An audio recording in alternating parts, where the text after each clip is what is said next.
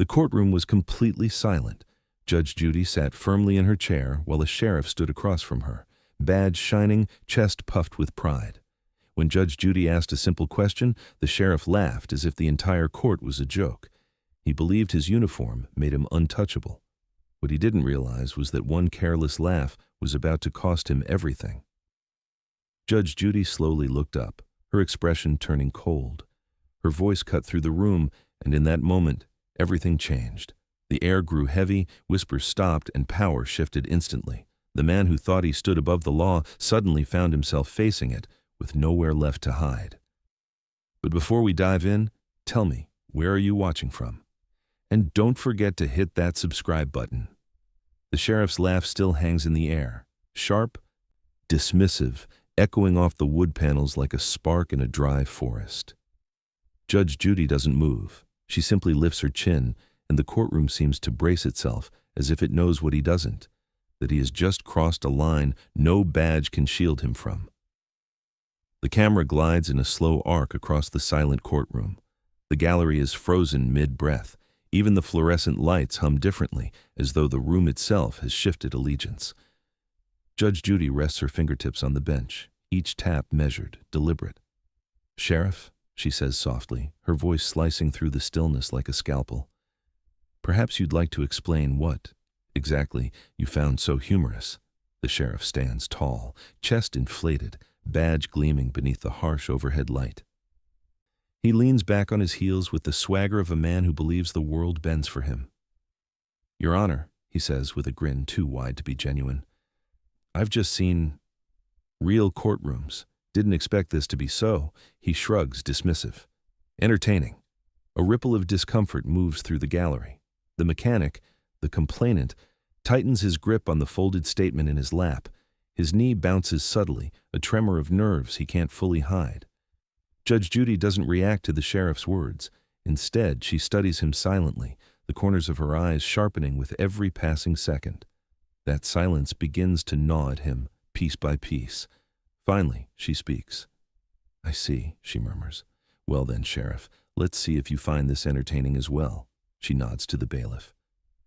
The sound of footsteps breaks the room's paralysis as the bailiff crosses to the bench, setting down a thick folder with a heavy thud. The sheriff's smirk falters. Just a flicker, but enough to shift the air once more. "Do you recognize this?" Judy asks, tapping the folder with a single finger. The sheriff tilts his head, feigning confusion. "Should I?" "This," Judy says, opening it slowly, "is the official misconduct complaint filed against you. I assume you remember the incident." The gallery stirs. The sheriff's jaw tightens. Judy's eyes never leave him. "Strange," she continues, "most officers don't laugh when their integrity is under examination." His voice comes out lower now, controlled but tense. "Your Honor, with all due respect, that complaint is nonsense, a waste of everyone's time." "Is it?" Judy closes the folder. The sound sharp as a door slamming shut. "Because according to the complainant, your behavior during that traffic stop was far from standard procedure." The mechanic's breath catches, but Judy raises a hand lightly, keeping him seated for now. "Sheriff," she says, "before we go any further, I need clarity." Her gaze narrows, the temperature of her voice dropping several degrees. "What exactly happened during that stop?" The sheriff opens his mouth, too quickly. And that's when Judy delivers the pivot, her tone calm, deadly precise. "Before you answer, you should know I've reviewed your incident report." A silent beat. And then, Judy lifts the folder again, revealing a hidden tab the sheriff clearly wasn't expecting. "I also have the version you didn't submit." The bailiff's footsteps echo like a countdown as he retrieves another document. When he returns, he places a second folder on the bench, thinner, older, edges frayed as if someone tried very hard not to let it be seen. The air shifts again. The sheriff watches the new folder with a tension he tries and fails to hide. His shoulders stiffen. The arrogance from moments earlier blooms into something sour, defensiveness mixed with fear. Judge Judy slides the frayed folder forward with her index finger. The camera zooms in. The complaint form, a faded photocopy, the handwritten note across the top. "Previously submitted. No action taken." She lifts her eyes. "Sheriff, let me ask you something simple." Her tone is silk stretched over steel. "Why is this complaint missing from your department's public records?" He scoffs, but the sound is hollow. "It's probably a duplicate. People file nonsense all the time. Doesn't mean it deserves attention." The mechanic clears his throat from the witness stand, not loud, but enough for the camera to catch the moment Judy glances his way. His hands clutch the edge of the podium, knuckles white. "Sir," Judge Judy says gently, "you may step forward now." The mechanic rises, taking a breath as though the room itself weighs on his back. He approaches with cautious steps, eyes flicking nervously toward the sheriff. The sheriff meets his gaze with a smile that isn't a smile, more a warning, a silent dare. Judy notices. "Don't look at him," she instructs the mechanic, her voice calmer, softer. "Look at me." He nods. "Your Honor, I filed that complaint months ago. They said it was handled. But when I tried to follow up, they kept telling me there was no record." Murmurs ripple across the gallery like wind through dry grass. Judge Judy leans forward. "And did anyone from the sheriff's department contact you afterward?" "No, ma'am." The man swallows hard. "But my boss got a surprise inspection from county enforcement the same week. They cited us for things we didn't do. He hinted it was connected." Judy shifts her gaze back to the sheriff. "Is that true?" He straightens, trying to rebuild his earlier confidence. "Coincidence? People complain when they don't like consequences. That's not on me." A dangerous silence settles. Judy lifts the original folder, the one containing his official version of events, and places it beside the older complaint. "Sheriff," she says, "these two documents contradict each other in ways that are impressive." She taps the inconsistent dates lightly. "Your report claims the mechanic was aggressive. His complaint says you insulted him, threatened him, and issued 3 citations without explanation." The sheriff's jaw twitches. Judy closes both folders deliberately, as if sealing something inside. "You know what I find strange?" she asks. "Your version requires everyone else in this room to be lying." The sheriff opens his mouth, but Judy lifts her hand, halting him mid-breath. "Before you speak," she says, voice dropping into a cool register that makes the gallery lean in, "the mechanic provided something you failed to mention." She turns to the bailiff. "Roll the video." The lights dim. A screen flickers awake behind the witness stand, and the sheriff's face on that screen is nothing like the one standing before her now. The courtroom darkens as the screen behind the witness stand flickers alive, casting pale light across every stunned face. The sheriff's forced smirk disappears entirely as the first frame freezes, him, leaning into the mechanic's car window, expression twisted with impatience he never expected anyone to see again. A hush settles so deeply that even the air seems afraid to move. The only sound is the soft whirs of the projector, a mechanical heartbeat counting down the sheriff's unraveling. "Play it," Judge Judy orders. The video begins. The camera angle is shaky, as if captured discreetly from a phone wedged somewhere on the dashboard. But the audio, clear, sharp, cuts through the courtroom like broken glass. "You think arguing with me is smart?" the sheriff's recorded voice barks. He's towering over the driver's side window, hand resting on his holster, posture dripping with authority and intimidation. "Keep pushing, and I'll make sure you don't drive legally for a long time." The gallery gasps. A few people shift uncomfortably. One woman covers her mouth. On screen, the mechanic's voice trembles. "I just asked what I did wrong, sir." "You don't get to ask questions," the sheriff snaps, leaning closer. "You get to listen." The judge's eyes narrow, the glow of the screen reflecting off her glasses. Her expression remains calm, but her jaw tightens. Only slightly, but enough for those who know her to sense the storm building. The sheriff, standing in real time, stiffens. "This is ridiculous," he mutters. "This could be edited. Anyone can—" "Sheriff," Judy interrupts, voice cool and precise. "No one is speaking to you right now." On the screen, the sheriff abruptly writes 3 citations, each one tossed aggressively through the window. The unedited timestamp matches the day of the complaint perfectly. "This is abuse of authority," the mechanic whispers in real time. Tears rimmed in his eyes as he watches his humiliation replayed. Judy looks at him with a softened warmth, brief, but enough to steady him. Then her gaze shifts back to the sheriff. That warmth vanishes. "Sheriff," she says, "your incident report claims the mechanic was belligerent, refused to cooperate, and became verbally aggressive." "That's correct," he replies, doubling down.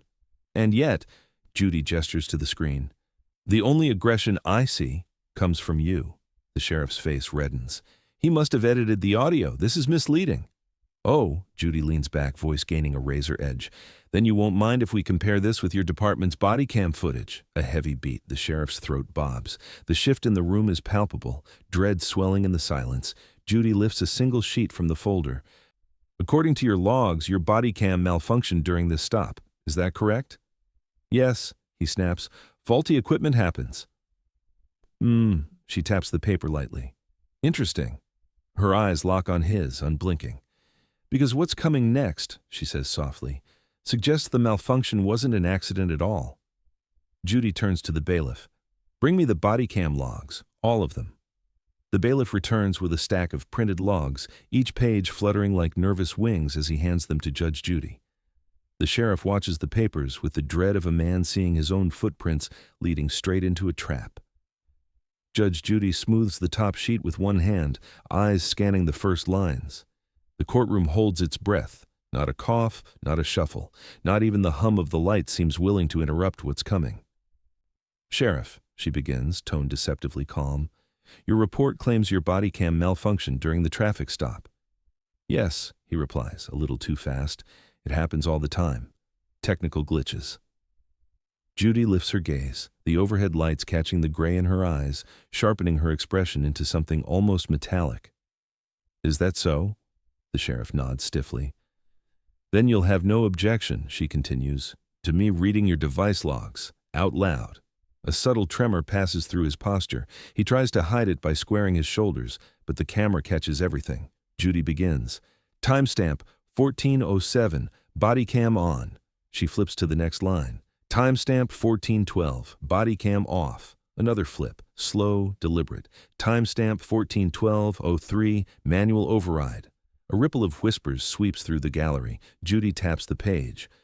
"Manual override means the user," she glances up, "turned it off themselves." The sheriff's jaw clenches. "I didn't turn anything off. The equipment is old. It shuts off on its own." Judy raises one eyebrow, a small gesture, but lethal.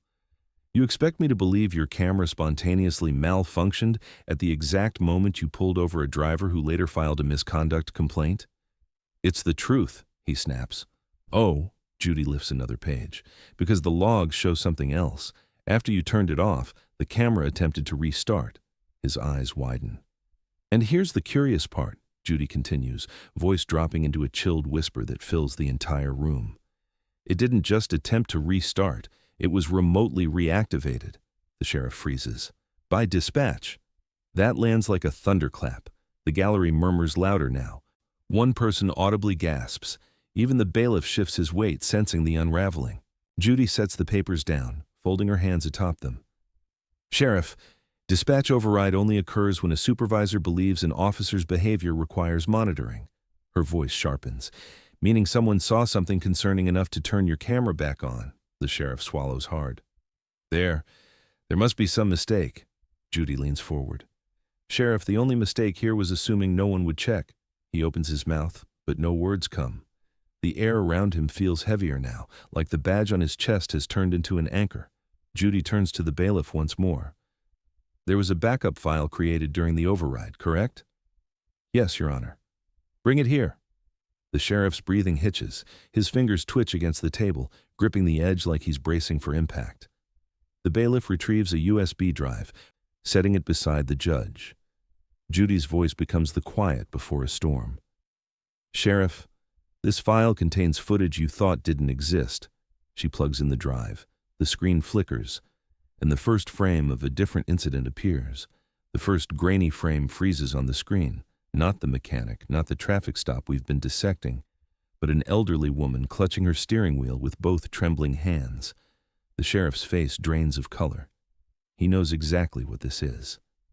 A low murmur ripples through the courtroom as the image sharpens. The woman's expression, confusion mixed with fear, fills the screen like a portrait of vulnerability. Judge Judy lifts her chin slightly. This backup file, she says, voice soft but cutting, was captured the day before the mechanic's stop. Does this ring any bells, Sheriff? He stammers. I handle dozens of stops a week, Your Honor. I can't be expected to remember. Don't lie to me, Judy says without raising her voice. The impact hits harder than any shout. The lights dim again as the video begins to play. On screen, the sheriff stands outside the elderly woman's window. His body language is unmistakable, impatient, towering, dismissive. The woman's voice wavers as she tries to explain she didn't see the new stop sign. You didn't see it, he barks. Then maybe you shouldn't be driving at all. The gallery recoils. Someone mutters, "Oh my God." The woman's hands tremble visibly. Sir, I'm sorry, I didn't mean. Don't talk, he snaps. Just listen. The sheriff in real time grips the table so hard his knuckles turn white. On screen, he writes a citation, then another. Then steps closer, leaning into her window with a cold smile. People like you shouldn't be behind the wheel, he says. If I see you driving like that again, I'll tow this car and let you figure out how to get home. A shaky breath escapes the real-life gallery. Even the bailiff seems to stop blinking. The clip ends. Silence. Judge Judy lets the stillness sit, long enough for everyone, especially the sheriff, to feel how damning that quiet is. Finally, she speaks. This incident looks remarkably similar to the one with the mechanic. Same tone, same threats, same misuse of authority. The sheriff tries to form a defense, but his voice cracks. She was being reckless. I was doing my job. Judy tilts her head as if examining a puzzle piece that's finally clicked. Your job, she says, does not include intimidation, humiliation, or personal vendettas. The daughter of the elderly woman slowly rises from the gallery, her hands shaking but her voice steady. Your Honor, she says, my mother cried the whole night after that. She was terrified to drive again. The sheriff's eyes flick toward her, widening with recognition and panic. Judy notices the look instantly. You recognize her? She asks. He hesitates. I may have seen her once. Once, Judy repeats, her tone sharpening like a gavel about to fall. Yet you didn't mention this stop in your testimony or in any official report. She turns back to the screen, the frozen frame of the frightened woman still glowing behind her. This file, Judy says, should have been preserved. Instead, it was buried, hidden, nearly erased. She leans forward. Sheriff, what else were you trying to delete? Before he can answer, the daughter steps forward again. Your Honor, I want to testify. She steps forward before anyone can stop her. Small frame, trembling hands, but a voice rising from a place deeper than fear. The courtroom shifts, sensing the fragile power of a person who has held pain too long. The daughter stands at the center of the courtroom, clutching her worn purse like it's the only anchor keeping her steady. Her breath shakes as she looks toward Judge Judy, then toward the sheriff, whose posture stiffens the moment her eyes land on him. Ma'am, Judy says gently, take your time. The daughter nods, swallowing hard. Thank you, Your Honor. Her voice wavers, but there's a quiet strength beneath it, like a cracked bell still determined to ring. She exhales. My mother, she's 74.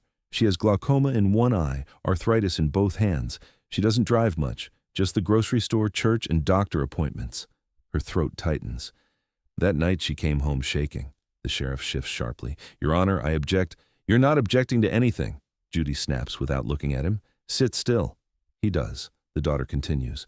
She told me the sheriff yelled at her, that he leaned into her window, and she didn't know what she'd done wrong. She kept apologizing. Tears rim her eyes, but she keeps going. She said he laughed when she cried. A ripple of disgust rolls through the gallery. Judge Judy's gaze turns to steel. The overhead lights cast long shadows across her bench, giving her an almost statuesque stillness, immovable, unyielding. The daughter reaches into her purse and pulls out a folded piece of paper, smoothing it with trembling fingers. This is the complaint I filed for her. She holds it up. I went down to the sheriff's office myself. They told me it would be reviewed. Her voice cracks, sharper, pained. It wasn't. It disappeared. Judy nods slowly, a storm tightening behind her eyes. And did anyone from the department contact you? No. The daughter shakes her head. But someone did show up. The sheriff straightens, sensing danger. Who? Judy asks. A deputy, she says. He came by the house 2 days later. He said he was doing a wellness check because someone had reported my mother for erratic driving. Her eyes lock onto the sheriff. We knew exactly who sent him. Gasps scatter across the room like sparks from a live wire. Judy leans back, weighing the gravity of the words. So the moment you filed a complaint, she summarizes, your mother became the subject of a retaliatory visit. Yes, Your Honor. The sheriff's voice cracks. This is fabricated. I didn't— Sheriff, Judy says, turning toward him with the precision of a blade. If you speak out of turn one more time, I will hold you in contempt. The sheriff falls silent. The daughter wipes her cheek. Your Honor, all she wanted was respect. She said she'd never felt so small in her life. The room holds its breath. Judy folds her hands, her expression unreadable but radiating a quiet anger. Thank you, she says to the daughter. Your testimony is important, and it's not going to be ignored here. The daughter steps back, trembling, but lighter, freer, like she has finally handed someone the weight she could no longer carry alone. Judy turns to the bailiff, voice tightening. Subpoena the internal complaint records. I want everything, today. And the bailiff moves fast, as if he knows what they're about to uncover will change everything. The side door bursts open with a force that startles even the bailiff. A clerk rushes in, clutching a thick manila envelope, urgent, overstuffed, and trembling with the weight of something someone desperately hoped would stay buried. The room reacts before anyone speaks. A shiver of anticipation rolls through the gallery, the kind that rises right before a storm hits land. Judge Judy straightens, eyes narrowing at the envelope as though she can already sense the rot sealed inside. The clerk approaches the bench quickly, breath shaky. Your Honor, you said everything. This is everything. Judy takes the envelope and sets it down with surprising gentleness, like handling something volatile. She pulls off the metal clasp. A stack of internal complaint forms spills forward, far more than anyone expected. The sheriff stiffens. His face drains of color as Judy flips through page after page. The camera cuts to him. His left hand grips the table. His right hand twitches against his thigh. He knows. Sheriff, Judy says without looking up, why do I have 13 complaints here when your department records list only 2? The gallery erupts in shocked murmurs. Even the bailiff glances sideways, eyebrows lifting. The sheriff swallows hard. Those were unsubstantiated, he says, trying to steady his trembling voice. Most of those people were repeat offenders trying to get back at me. Repeat offenders, Judy repeats, her tone colder than before. All 13 of them, coincidentally? They were lying, he snaps. And the ones who weren't lying, she counters, simply disappeared from your database? He blinks, panicked. I didn't handle that part. That's clerical. You know how things get lost. Judy finally looks up, slowly, deliberately. Nothing gets lost like this. She holds up one complaint form, then another. Then another. Patterns emerge, almost too perfectly. Threatening language, she reads. Retaliation after questioning a citation. Intimidation during traffic stop. She raises her eyes. Sheriff, these complaints all describe the same behavior, word for word in some cases. Sweat gathers at his temple. People copy each other. They share grievances online. Judy snaps the file shut. The sound cracks the air. No, she says, voice sharp. People don't copy desperation. A hush falls heavy. She turns to the bailiff. Get me the names of the officers who closed these complaints. The bailiff nods and flips through multiple pages, his brow furrowing deeper with each line he reads. He looks up, stunned. Your Honor, his voice is barely above a whisper. They were all closed by the same person. Judy leans in. Who? The bailiff hesitates, eyes flicking toward the sheriff as though delivering a verdict. It's his signature, the bailiff says, every single one. The courtroom erupts, gasps and outrage filling the space like rolling thunder. The sheriff shakes his head violently. That's standard procedure. I oversee complaints. It's part of my job. Part of your job, Judy echoes, is to protect the public, not bury their cries for help. Her words land with the force of a gavel strike. The sheriff's breath quickens. He senses the wall closing in, the room turning against him, the lies unraveling. Judy lifts the final page and stares hard. "Sheriff," she says quietly, "I'm going to ask you a very simple question." She pauses, long enough for every heartbeat in the room to synchronize. "Who approved the closure of these files before you signed them?" The bailiff steps forward once more, face drained. "Your Honor, you need to see the last page." The bailiff's hand trembles slightly as he offers Judge Judy the final page. It's a single sheet, thin, almost insignificant, yet the sheriff reacts as if it's a loaded weapon aimed directly at him.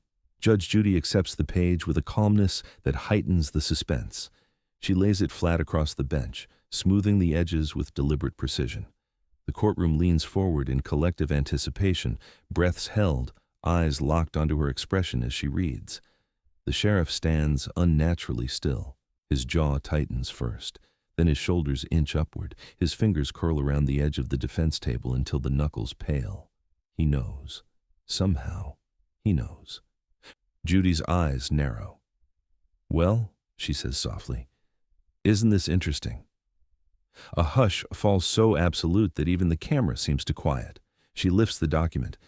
"Sheriff, could you please explain why every complaint, every single one, was approved for closure, not by an administrative officer, not by an internal investigator?" She looks directly at him. "But by you." Gasps erupt through the gallery. The sheriff forces a dry swallow. "I oversee disciplinary intake. It's protocol." "No," Judy replies, shaking her head slowly. "It is not protocol for the subject of a complaint to handle the complaint." The sheriff's breath comes out in short bursts. "Your Honor, you're misunderstanding." "Sit down," Judy says sharply. He sits. She holds the paper higher. "But that's not the problem that concerns me most. It's this." She taps his signature, identical across 13 forms. "Sheriff Crowley," she continues, voice dropping to a chilling restraint, "why does this signature not match the one you just provided on today's testimony oath?" His lips tighten. Sweat gathers at his brow. "I sign thousands of documents," he mutters. "Signatures vary." "Do they?" Judy glances at the bailiff. "Bring me the sheriff's most recent verified signature." The bailiff hands her a fresh comparison sheet. Judy lays them side by side. The difference is unmistakable. "These," she says, pointing to the stack of complaints, "were not signed by the same hand." The gallery explodes again. First disbelief, then the rising outrage of realization. Forgery, fabrication, cover-up. The sheriff's face reddens. "Anyone could have. Someone tampered. This is a setup."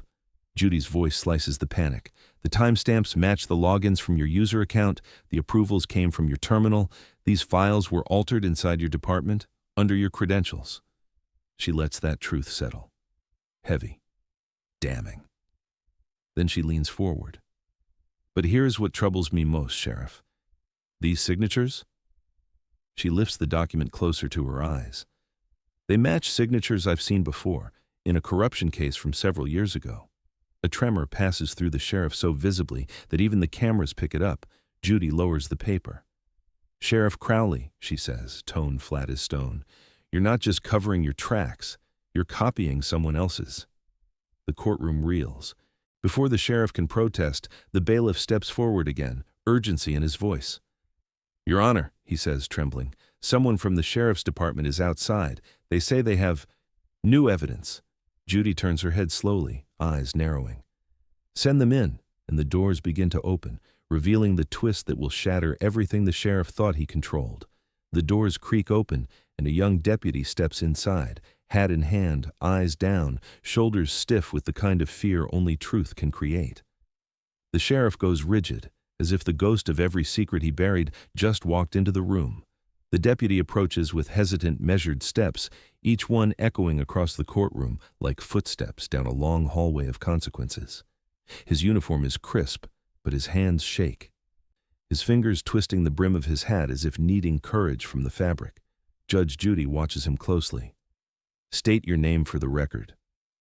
"Deputy Lucas Hart, ma'am." His voice cracks, betraying the storm inside him. The sheriff mutters under his breath, "Hart, don't do this." Judy's glare cuts in his direction. "Sheriff, you will not speak to him." Hart flinches, but lifts his chin an inch. A fragile rebellion, but rebellion nonetheless.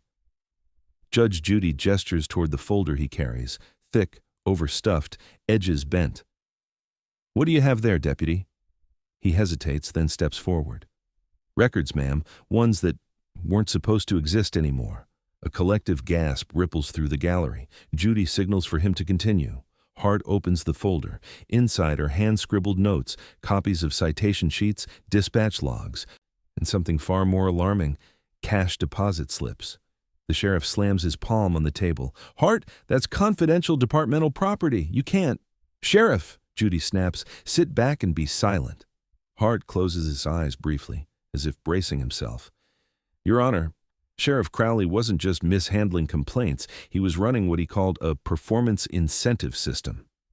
Judy leans forward. "Speak plainly, Deputy." Hart swallows hard. "A quota. Officers had to issue a certain number of citations each week. If we didn't, we'd get the graveyard weekends or lose our vacation pics." His voice trembles. "And if someone challenged their citation or filed a complaint, we were expected to remind them who held authority." Murmurs explode from every corner of the room. Judy lifts a hand and the room falls still. "Who collected the money from these citations?" she asks. Hart hesitates. Fear ripples through him. He looks at the sheriff, then away. "Sheriff Crowley," he finally whispers. "He said it was for departmental morale funds. But we never saw anything purchased. No trainings, no equipment upgrades, nothing." The sheriff's voice erupts, loud and desperate. "He's lying. Hart was disciplined last year. He's trying to save his own skin." Hart shakes his head vigorously. "No, ma'am, not anymore." He pulls out one last sheet, an unprocessed complaint form. "This is from the mechanic, his appeal. I found it in a shredding bin." Judy's expression sharpens like a blade. Every piece is falling into place, and she knows it. "Deputy Hart," she says quietly, "why are you coming forward now?" He lifts his eyes, red, exhausted, determined. "Because I couldn't watch innocent people get crushed anymore, and because I'm tired of being afraid." A tremor passes through the gallery. Admiration, shock, vindication all blending together. Judy folds her hands. "Your courage is noted, Deputy. This court will not forget it." Hart nods, tears threatening but held back. Then he adds, voice trembling, "Your Honor, the money didn't just disappear. Someone collected it." And every eye swings toward the sheriff, who finally looks afraid. Judge Judy taps the stack of documents with a single finger, the kind of tap that sounds like a fuse being lit. "Deputy Hart," she says, "show me where the money went." The sheriff's breath catches. That small, involuntary sound tells the room everything. Hart steps forward, hands trembling but resolute. He pulls out several dog-eared sheets, photocopies of bank slips, some faded, some stamped with the sheriff's department seal. The camera zooms in. Cash deposits, always similar amounts, always made on Fridays. Judy scans the pages with laser focus. "These deposits," she says, "were made to an account ending in 7-1-42. Whose account is that?" Silence. Heavy. Loaded. Hart answers, voice steadying with each syllable. "Sheriff Crowley's, Your Honor." A ripple of shock sweeps the gallery. The sheriff bolts upright. "That's a lie," he shouts. "That account is a departmental charity fund." Judy doesn't blink. "Really? Because according to these slips, not a single withdrawal aligns with departmental expenditures. Not one." The sheriff's face reddens. He claws for composure. "We use cash. Cash expenses don't leave a paper trail." Judy tilts her head. "Convenient," the gallery murmurs. Agreement, disbelief, disgust. She turns her attention back to Hart. "Deputy, were officers instructed to contribute a portion of their citation totals to this fund?" Hart nods. "Yes, ma'am. He called it buy-in for team cohesion. Said if we wanted better shifts, better assignments, we needed to show commitment." Judy's voice hardens. "Commitment? That sounds less like charity and more like extortion." The sheriff slams his fist on the table. "I have had enough. You're twisting this. You're making me look like..." "Like what?" Judy cuts in sharply. "A man who believes a badge grants immunity?" He stares at her, chest rising and falling too fast. Judy doesn't look away. She's unyielding, a lighthouse in a storm he created. "Sheriff Crowley," she says, "why did you fail to disclose this account during the internal audit 6 months ago?" The sheriff's lips part, but no words come out. The silence that follows is suffocating. Finally, he forces out, "I didn't think it was relevant." Judy lets that sit. The room feels smaller, tighter, as though the walls themselves are listening. "Not relevant," she repeats. "An account holding thousands of dollars in untracked cash? Isn't relevant?" He grips the table. "This is ridiculous. You have no proof any of that money came from misconduct." Hart clears his throat. "Your Honor, if I may." Judy nods. Hart pulls out one more sheet, a citation issued by another officer, marked void. "This," he says, "was a ticket I was told to cancel because the driver paid their dues directly to the sheriff." The gallery gasps. Loud, undeniable. Judy closes her eyes for one controlled breath. When she opens them, the courtroom seems to tilt with the force of her stare. "Sheriff," she says, "your conduct is spiraling from misconduct into something far more deliberate." The sheriff looks cornered, animalistic, desperate, and then a clerk approaches the bench with a whisper. "Your Honor, we found something." She holds out a damaged, half-shredded form. Judy examines it. Her face changes. "This," she says slowly, lifting the torn paper, "is the mechanic's missing appeal, altered." And the courtroom erupts as the sheriff finally breaks. The half-shredded form lies in Judge Judy's hands like a wounded truth. Edges jagged, ink smeared, but the signature block untouched. The sheriff's eyes lock onto it, and for the first time all day, his face betrays something raw. Fear. Judge Judy smooths the damaged paper carefully, the courtroom leaning in as though the truth might slip away if anyone breathes too loudly. The mechanic watches with trembling anticipation. The sheriff watches with dread. This, Judy says, holding up the document, "is your appeal, sir." She glances at the mechanic. "The one you filed, the one the sheriff's department claimed never existed." The mechanic nods, voice thin. "Yes, Your Honor." Judy taps the shredded edge. "Someone tried to destroy it." The sheriff bristles. "Your Honor, that doesn't prove." She raises her hand. Silence drops like a curtain. "Sheriff," she says evenly, "the timing of this document's disappearance just happens to coincide with your disciplinary hearing last spring. Convenient, isn't it?" His jaw tightens. "I had nothing to do with that." Judy lays the damaged form beside the sheriff's official report. The contrast is startling. One honest and desperate, the other polished and falsified. "Let's examine the discrepancies," she continues. "Your report states the mechanic cursed at you, exited his vehicle aggressively, and attempted to incite hostility." "That's correct." Judy gestures to the video still frozen behind her, and yet the footage shows him trembling in his seat. The sheriff inhales sharply but cannot respond. She turns her attention to the bottom of the appeal, the signature line. "This signature," she says, tapping it slowly, "is not the mechanic's handwriting. It is not his employer's handwriting. It is not the clerk's handwriting." She lifts her eyes. "It matches a signature from an internal affairs case nearly a decade ago." A hush sweeps through the courtroom. Judy continues, voice calm but edged like a scalpel. "A clerk who was fired for altering evidence in officers' disciplinary files. A clerk who worked under a deeply corrupt sheriff, whose tactics were disturbingly similar to what we're seeing today." The sheriff shifts, panic flickering across his face like a crack in armor. "That's absurd. I never even met that clerk." Judy studies him with a long, piercing stare.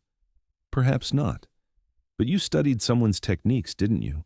Someone taught you how to manipulate complaints, how to rewrite narratives, how to turn citizens into criminals and criminals into paperwork."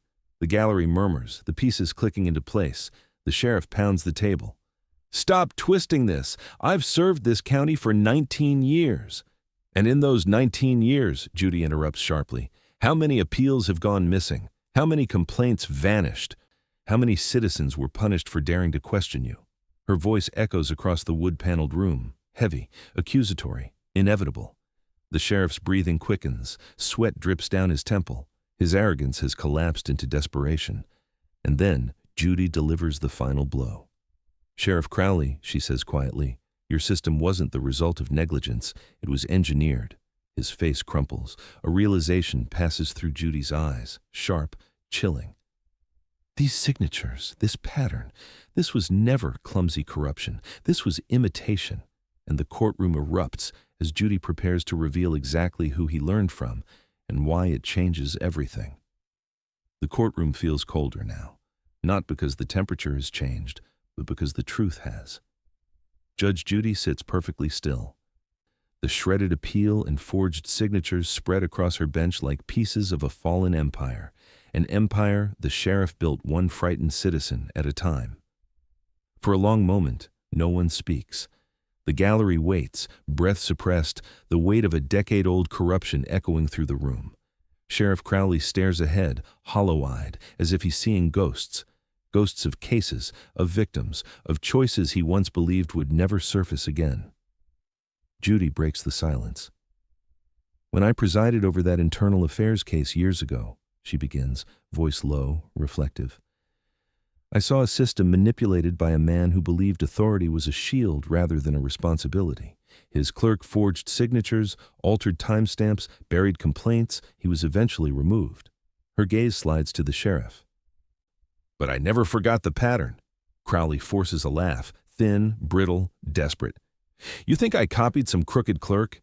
You're reaching, Your Honor. I run a tight department. I follow protocol. Judy's expression doesn't change. Protocol, she repeats, tasting the word like something sour. You mean turning off cameras, shredding appeals, forging approvals, retaliating against citizens? That was never proven, he shouts, until today. Her voice slices through him, unforgiving. His composure buckles. He grips the table as though it's the only thing keeping him from collapsing under the weight of his unraveling authority. Judge Judy leans back, studying him, not with anger, but with a profound disappointment that carries more sting than any accusation. You weren't sloppy, she says. You weren't overwhelmed. You were calculated. You learned where the system bent, where it cracked, and you slipped inside those cracks like water into stone. And over time, you eroded everything. Her words hit him harder than evidence. The mechanic watches, hands clasped tight, hope and fear mixing in his eyes. The daughter of the elderly woman sits rigid, her jaw clenched as she fights tears of vindication and anger. Even the deputy, who had risked everything to speak, stands straighter now, the room giving him what Crowley always denied: respect. Crowley finally speaks, voice low, trembling. You don't understand. I kept this county running. I kept people in line. Someone has to be strong enough to make the hard choices. Judy's brow rises, not in surprise, but in recognition. Ah, there it is, the justification. She leans forward. Power doesn't collapse all at once, Sheriff. It rots slowly, from the inside out. And you believed that fear was leadership. His eyes flare, not with arrogance anymore, but with the dawning horror of a man seeing the truth he created reflected back at him with perfect clarity. The courtroom grows quieter still, as if the walls themselves are absorbing the lesson. Judy folds her hands. Your behavior is not an accident, not a misunderstanding, not a single lapse in judgment. It is a pattern, a deliberate pattern built on intimidation, concealment, and the abuse of authority. Crowley swallows hard, the fight draining from him. And now, she says softly, that pattern is finally breaking. She turns her gaze to the remaining stack of documents, still unopened. We still haven't addressed the most serious allegation, Sheriff. The room stiffens. Retaliation. Judge Judy lifts a thin, trembling sheet of paper, the final document in the stack. It looks harmless, ordinary. But the sheriff flinches so visibly that the entire courtroom shifts with him, sensing the incoming blow. Judy places the sheet on the bench, smoothing it with careful, almost tender precision. Then she looks up, her expression unreadable, but the silence that follows feels like the air before a lightning strike. This, she begins, is a statement filed 3 months ago by a citizen named Daniel Reeves. Crowley's throat bobs. He knows that name. Judy continues, Mr. Reeves emailed the sheriff's department after receiving what he believed was an unjust citation. He claimed the sheriff behaved aggressively, issued contradictory instructions, and refused to explain the violation. She lifts the statement. But that isn't the part that concerns me. Her eyes land on Crowley like a spotlight. What concerns me, she says slowly, is what happened to Mr. Reeves after he sent that email. Crowley shifts, jaw tightening. Your Honor, that man was unstable. Don't finish that sentence, Judy warns, calm but lethal. A hush swallows the room whole. She begins reading from the statement aloud. 2 days after submitting my complaint, a patrol unit arrived at my home. The deputy told me they had received an anonymous tip that I was acting erratically. When I demanded to know who made the report, the deputy said he didn't have to tell me. The gallery stiffens. Judy lowers the paper. And when Mr. Reeves asked for proof of the complaint? She reads again. The sheriff himself pulled up minutes later. He told me that if I kept crying about small things, I'd find myself spending a night in county lockup for disturbing the peace. Gasps scatter across the room like sparks. Crowley burst forward. Your Honor, he was yelling at officers. We had legitimate concerns. Judy raises her voice for the first time all day. Sheriff Crowley, sit down. He freezes. The tone is unmistakable, final. He lowers himself slowly, trembling with a mix of fury and exposure. Judge Judy sets the statement aside. Mr. Reeves has no record, no history of instability, no prior complaints. The only thing he did was email your department. Crowley's voice shakes. People lie to make themselves look innocent. No, Judy counters. People lie when they're afraid. And you made an entire town afraid. The daughter of the elderly woman watches him with a clenched jaw. The mechanic leans forward, eyes burning with vindication. Even Deputy Hart stands straighter, not proud but resolute. Crowley whispers, You're twisting everything I did into something malicious. Judy tilts her head, studying him. Sheriff, tell me this. Did you or did you not personally respond to Mr. Reeves's home after he filed a written complaint against you? Crowley hesitates. A long, fatal moment. I was ensuring public safety, he says weakly.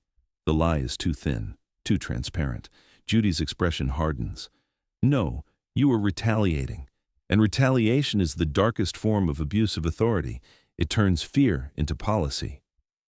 Crowley's breathing grows erratic. The weight of his unraveling finally presses into his bones.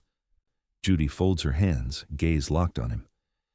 Sheriff Crowley, what you say next will determine whether you leave this courtroom as an officer, she pauses, or as a detainee.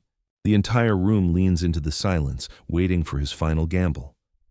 The silence stretches thin, fragile, brittle, like the moment before a pane of glass shatters. Sheriff Crowley opens his mouth, but the confidence he's carried like armor all day has evaporated. The courtroom feels suspended, waiting for the sound of a man's power collapsing under its own weight. He begins, voice barely more than a breath. Judge Judy doesn't lean forward or soften. She simply waits, still, unblinking. Her stillness is the pressure. Crowley swallows hard, his Adam's apple bobbing. His hands twitch at his sides, unsure whether to grip the table or hide beneath it. I didn't retaliate, he whispers. I just enforced the law. The gallery reacts with a low murmur, half disbelief, half disgust. Even now, even with every piece of evidence stacked like a mountain in front of him, he clings to the last thread of a story he no longer believes. Judy tilts her head. Enforcement isn't retaliation, she says calmly, but intimidation, coercion, threatening citizens for speaking up? She shakes her head. That is not enforcement. That is abuse. Crowley's face tightens. His breath quickens. Something inside him fractures, subtle, but visible. The man who strutted in with a grin now looks like someone bracing for a fall he knows he deserves. I did what I had to do, he blurts suddenly, louder, desperate. You think people respect authority anymore? You think they listen? You have to show strength, or they walk all over you. Judy raises one eyebrow. Strength, she repeats. Is that what you call this? He nods vigorously. Eyes darting from her to the gallery and back again, searching for validation he will not find. Sweat shines on his forehead. His breathing turns ragged. Deputy Hart watches him with a mixture of pity and resolve. The mechanic grips his hands so tightly his knuckles turn white. The elderly woman's daughter wipes away a tear, not for him, but for every person who suffered under his warped definition of strength. Crowley staggers a step backward, his voice cracks. "I gave everything to this county," he says. 19 years of service, and this is what I get? You're all ungrateful." Judy's expression softens, not with sympathy, but with clarity. "Sheriff," she says, "service does not excuse cruelty. A badge is not a crown. Authority is not immunity." He shakes his head violently. "No, no. You don't understand. If people fear you, they behave." "And who?" Judy asks, her tone slicing the room into silence. "Police is the one they fear." Crowley's lips tremble. His knees buckle slightly. The room seems to tilt around him. His last defense, pride, drains from his eyes, leaving only terror. Then, with a sudden collapse of breath, he whispers, "I can't lose my badge." It is not a plea for justice. It is the cry of a man who finally sees the void beneath the pedestal he built. Judy's voice lowers, steady and unyielding. "You lost it the moment you believed it put you above the people you swore to protect." The line hits with the weight of a sentence already written. Crowley's legs give way, and he drops into his chair, no longer the sheriff, no longer the untouchable, but a man stripped bare in front of his own community. Judge Judy turns to the bailiff, her voice quiet but thunderous in its authority. "I believe we're done here," she says. "Stand by for my ruling." And the room holds its breath, because justice is about to land.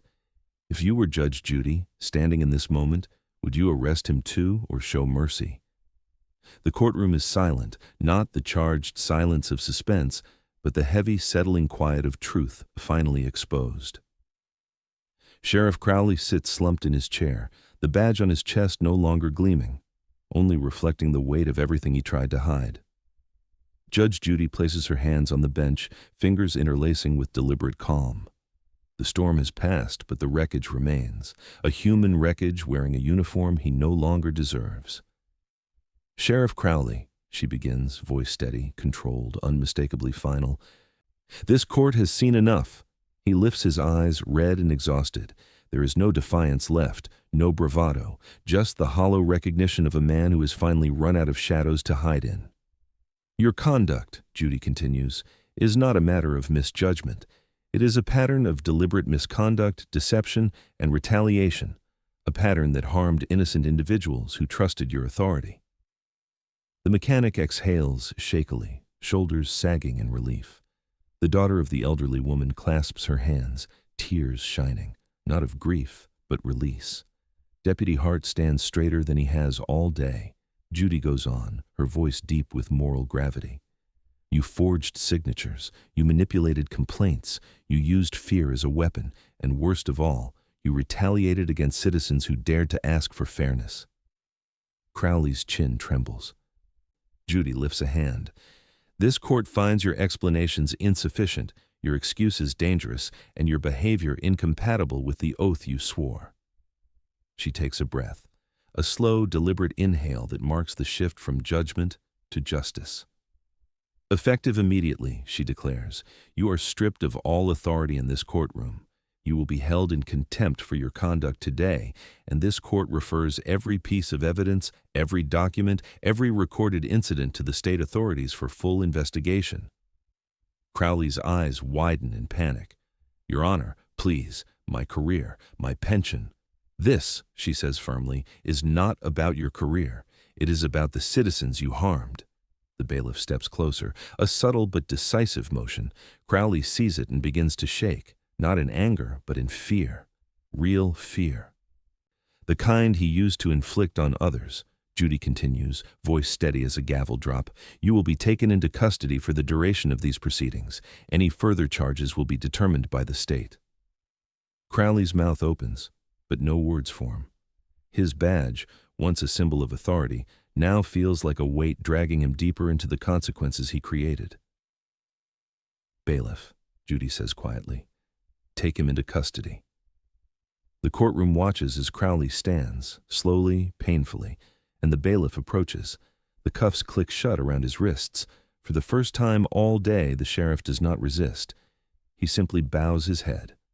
A long-held silence breaks as the gallery exhales, some in shock, some in relief, all in acknowledgement of the moment justice reclaimed its place. Judy closes the folder before her. "Let today serve as a reminder," she says, voice softer now, but no less powerful, "that authority requires integrity and arrogance." She looks at the empty chair where Crowley sat moments earlier.